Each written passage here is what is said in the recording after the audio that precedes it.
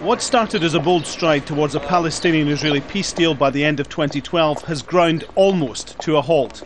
Tony Blair is envoy for the Quartet, the representative of the EU, the UN, Russia and the US. It hasn't been able to engineer direct talks since the Israelis and Palestinians met in Jordan in January, and there's no prospect of fresh discussions. We remain committed to the goals that we outlined in New York last September.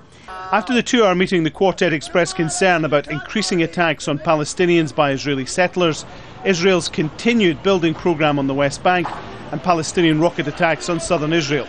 It recognised these are issues blocking talks and called on both sides to take measures to rebuild confidence. The Quartet is 10 years old, and there are growing voices suggesting it's outlived its usefulness.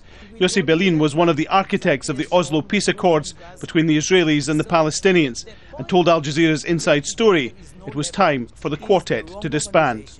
It does nothing, and it just keeps a fig leaf of meetings and resolutions, and they call upon the parties to sit together and to talk about the permanent agreement. There is no chance in the world. A former advisor to the Palestinian side says there should be a rethink of the best way to achieve peace. The international community, or that the Quartet, is really just holding up a corpse called the peace process.